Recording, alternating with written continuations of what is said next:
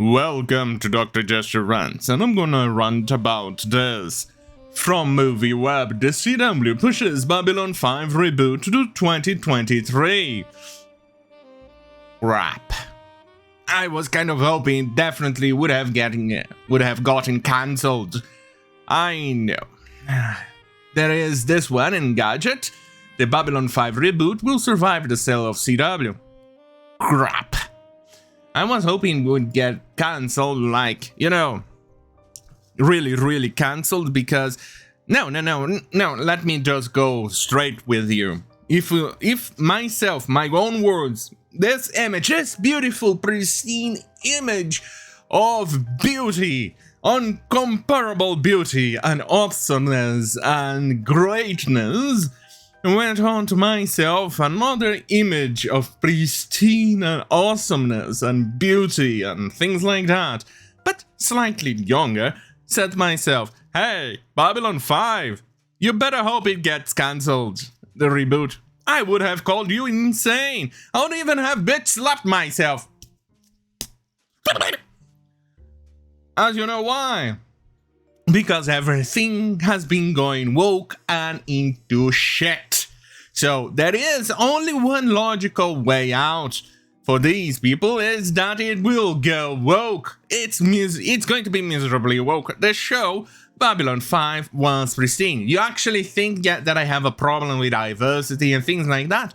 No, I have a problem with forced diversity. Wanna bet that the main characters, almost all of them, and only evil characters are going to be white, and most of them are going to either be a woman Nixon of color Nixon, or is going to get more race swaps, or just simple race swaps with a black dude. Wanna bet that every single one of those characters are going to be woke and virtue signal like a little shit, and then blame one of the plots, and I don't want to spoil it too much, but one of the plots that involves civil war, wanna fucking bet it's going to make a reference to the Republicans of today, instead of actually in the original, which pretty much was predicting what the Democrats are doing today. So, with the guy, Straczynski being a woke little shit, he's going to reverse the story. Wanna bet that this is going to happen? And here I fucking thought that this would get cancelled. Ah, shit on a pickle. Anyway, where was I? Oh, right, read the article.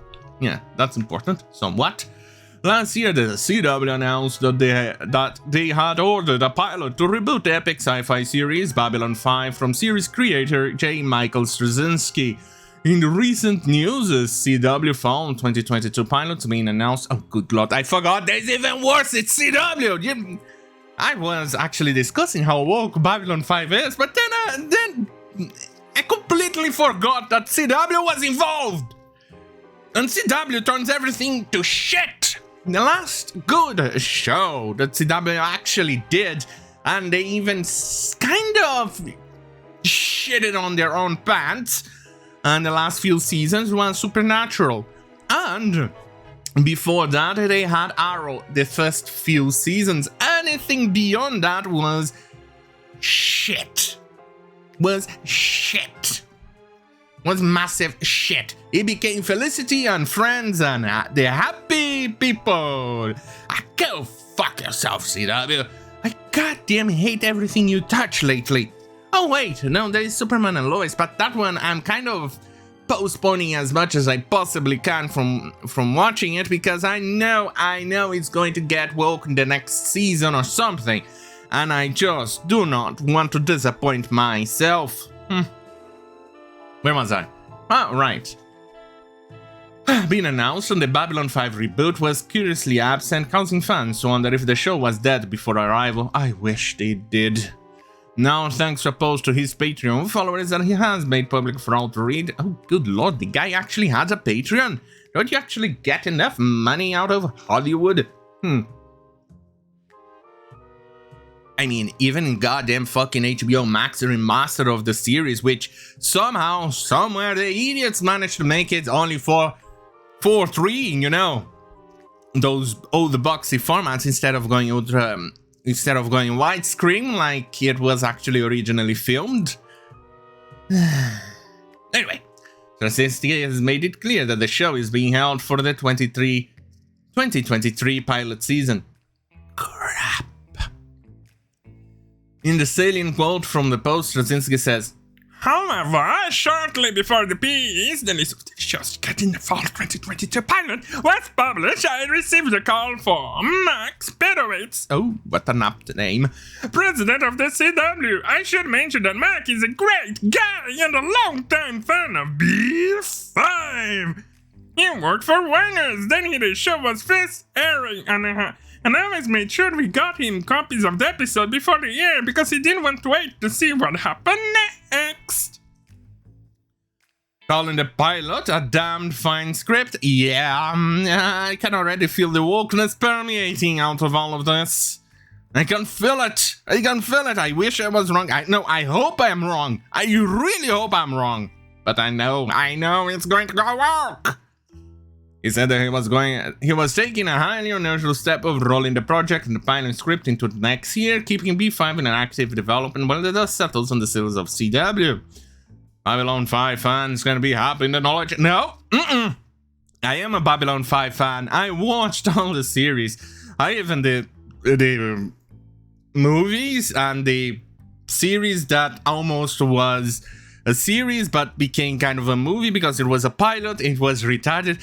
No, I'm not gonna lie. The way they actually used the person to actually launch weapons on that series, almost movie type deal, where they actually found a diminutive woman to actually stand in the vacuum and do this. That was retarded.